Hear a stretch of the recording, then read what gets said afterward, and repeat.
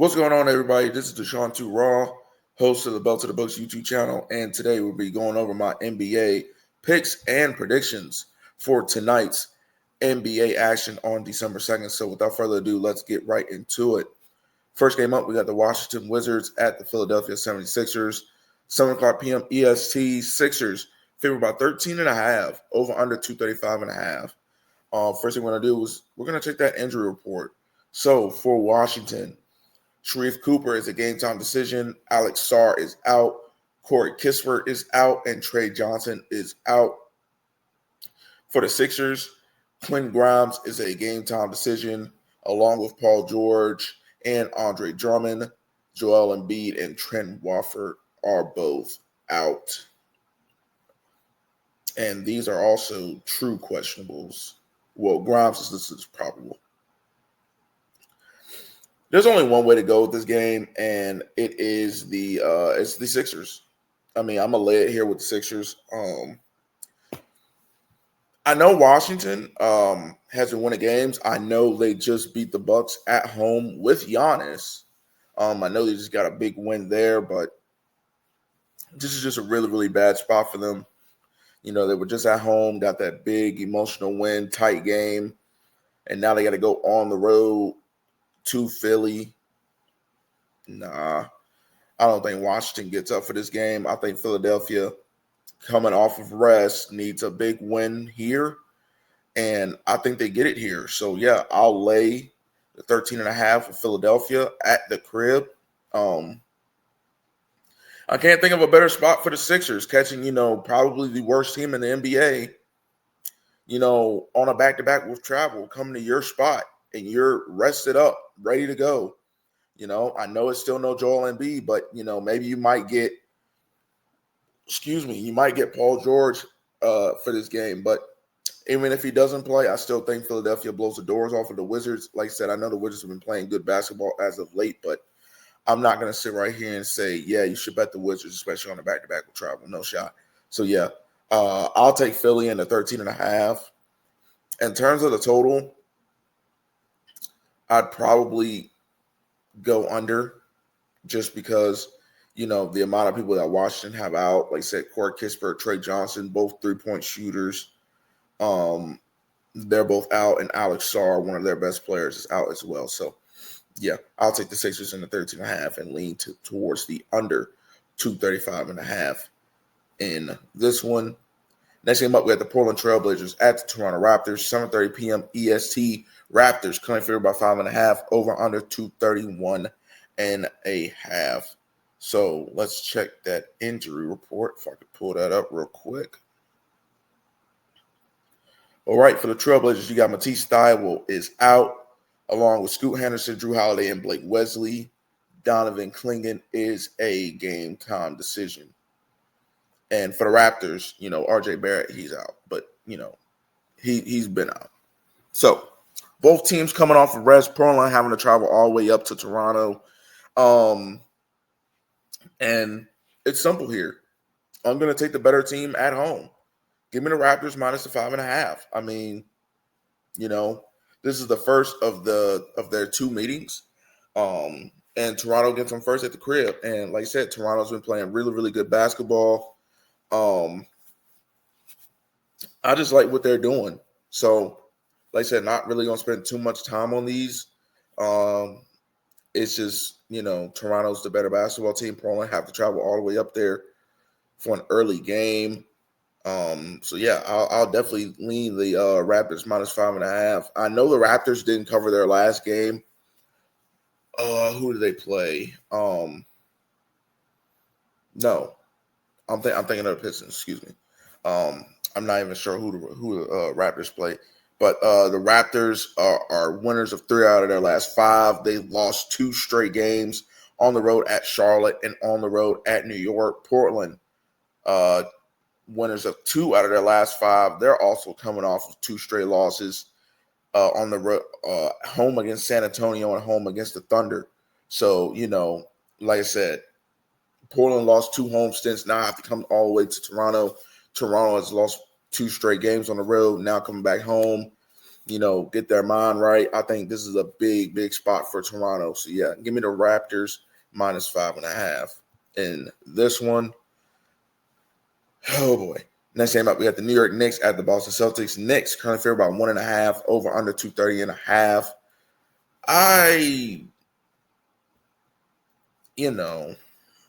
Who knows? I don't like betting either of these teams, especially Boston. Boston's on the do not bet list for me. I just can't seem to get them right. I just can't.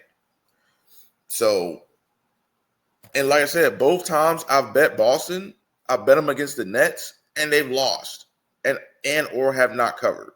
But I digress. Let's look at the injury report for the New York Knicks. Trey Jamison III is a game-time decision. OG Anunoby is out. Kevin McCullough Jr. is a game-time decision, and Landry Shamet is still out. For the Celtics, Neemias Queta, Derek White, and Ron Harper are all game-time decisions. Derek White is actually listed as probable. So this will be their second meeting. The Knicks won the first one, 105-95 in Madison Square Garden. And now the Boston Celtics get them at home. And yeah, so I honestly, I don't know where to go with this game, honestly. I really don't.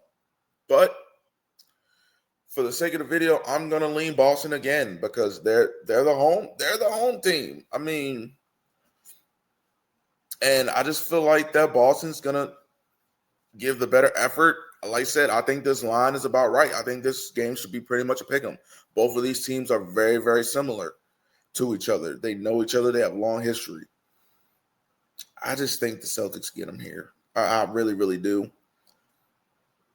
Especially with, Boston winners of three out of their last 5. They're coming off of a win in Cleveland. And the Knicks winners of 4 out of their last 5, winning 4 straight.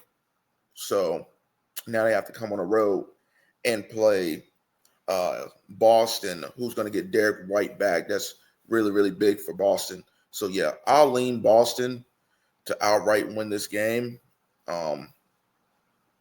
Yeah, give me Boston on the money line or alt line -1.5. Whatever you can get for Boston, just go ahead and play Boston and turn the TV off because it's going to be a sweat. And if Boston isn't hitting threes, they're going to get blown out. Simple as that. So, yeah, give me Boston in this one. Next game up, we got the Minnesota Timberwolves at the New Orleans Pelicans. 8 o'clock p.m. EST. Timberwolves are favored by 10.5, over under 234.5. Oh, boy. All right, let's check the injury report real quick. Let me get that pulled up for you guys. No injury designations for the Minnesota Timberwolves. They are fully healthy. For the Pelicans, though, Jordan Hawkins is a game-time decision along with Trey Murphy III.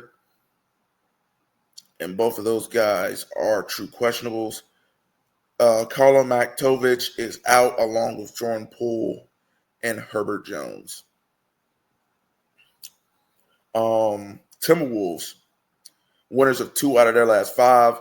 They've won their last 2 games, both at home against the Celtics and against my San Antonio Spurs. Pelicans, losers of 4 out of their last 5. They're on a 3-game losing streak. Losing at home to the Memphis Grizzlies, at the Golden State Warriors, and at the LA Lakers. When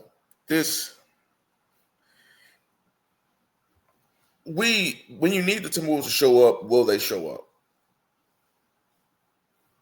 I think they do tonight. I think they tear up the Pelicans tonight. I really, really do. I think this is a spot for the Timberwolves to, kind of flex their muscles a little bit, get back into the playoff race, compete for a better seed. Like I said, Minnesota is a very, very underrated team, man. Very, very underrated. And I feel like that they are on the rise. So there are going to be moments where the Minnesota Timberwolves are going to be very, very profitable, and they have to win games like these by margin. And I think they do. I think they do. This is their first game of 4. And like I said, this is just a complete fade of the Pelicans. They're just unwatchable. They're unwatchable. Really, really bad basketball being played out there. But yeah, I'll take the Timberwolves in a 10.5. Just betting on a better team here. Minnesota should get it done. So yeah, give me the Timberwolves minus 10.5 in this one.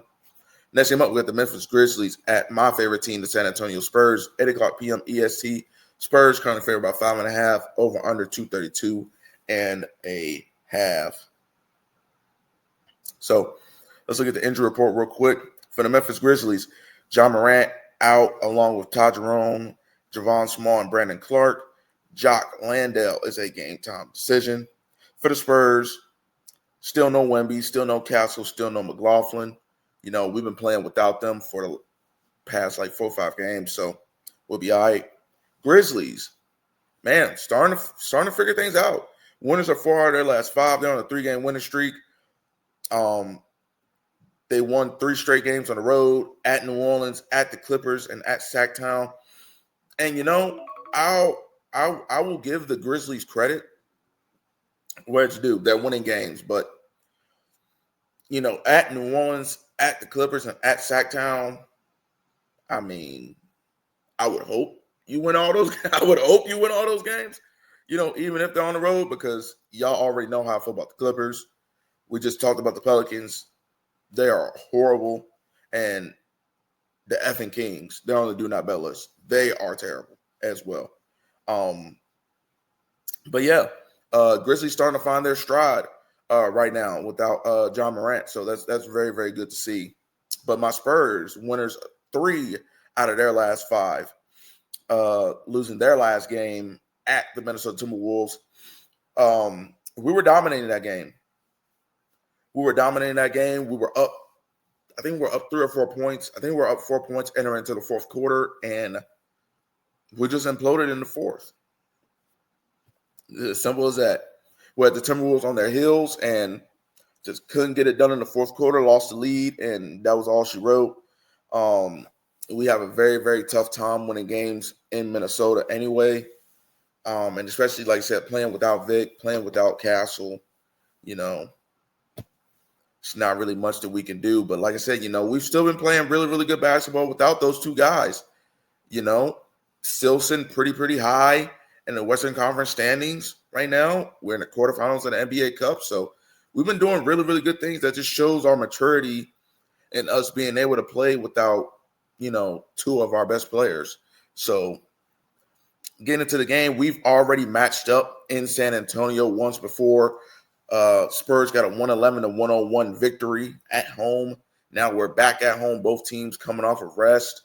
Like I said, we're coming off a loss. The Grizzlies are coming off of 3 straight road wins. This will be their 4th one. I think this is a good time to get San Antonio minus 5.5 again. So yeah, give me the Spurs minus 5.5, and give me the under 232.5. I think this is a really, really good spot for us to kind of tell the Grizzlies, hey, go ahead and cool off. Go ahead and cool off. The Grizzlies on a 3-game winning streak. They're feeling high. This is a good time to fade them right here. I think they come back down to earth. Because like I said, they just played 3 stinky teams. I know, we have struggled beating the Grizzlies. I know we have, but that 111-101 victory right there, we learned a lot from that. One key thing about this game is rebounding, because in the first meeting, we were getting absolutely killed on the board. Zach Edey was tearing up Luke Cornett. And I wish Mitch Johnson would play Kelly Olynyk a lot more instead of, putting Jeremy Sochan out there, making him play center and making Kelly Johnson play center in our small lineup. It just won't work. So I wish we would play Olynyk more at that 5 spot, kind of force Zach Edey to play him from the 3-point line. Because if people don't remember, Kelly Olynyk can shoot threes. He can. Make Zach Edey guard him on the perimeter, and I think we can have some success. But if we can win the rebounding battle, we should have no problem. We blow the doors off of the Grizzlies, and We got to keep them off of the three-point line. They were hitting a lot of threes. That's what kept them in the game last time until we pulled away in the fourth quarter. They were hitting a lot of threes, and we were allowing them to shoot at will. It just felt like shooting practice. So I think we take them off the three-point line, and I think we really key on the rebounding for us to win this game and cover that 5.5. So, yeah, I'll take the Spurs and the 5.5 and the under 232.5. One thing I do like to do is I like to go to the previous game that they played, especially if it's, for instance, like this game. We've already played once before. This will be our second meeting with the Grizzlies, and the first meeting was in San Antonio. Now this one's going to be back in San Antonio, so I like to take things from that game and apply it to this one. But also, I have to deviate from, these current numbers because certain people aren't playing. Like Vic played in that game, and he's not going to play. Castle played in that game. He's not going to play. Actually, no, he didn't. Wembanyama didn't play in this game, or Stephon Castle. So actually, it's actually really good. So this can kind of give us a great idea of how this game will go. I like to look at quarters and stuff like that. So very, very close game in the first quarter, but we ended up leading at half. So that could be a nice thing. Maybe a first quarter under. First quarter we scored a total of 47 points. I know it has to be in like the 50s. So, yeah, maybe a first half under, maybe a first quarter under. Maybe the Grizzlies to win the first quarter, and then the Spurs to win the second quarter. So, yeah. But, yeah, give me the Spurs minus 5.5 and the under 232.5 in this one. And for our last game of the day, we got the Oklahoma City Thunder at the Golden State Warriors, 11 o'clock p.m. EST. Thunder are currently favored by 11.5, over under 222.5. Let's check the injury report real quick for this game.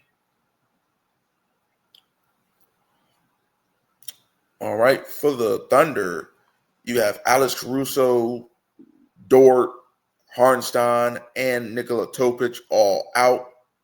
And for the Warriors, you have Jimmy Butler as a game-time decision, along with Trace Jackson Davis and Draymond Green.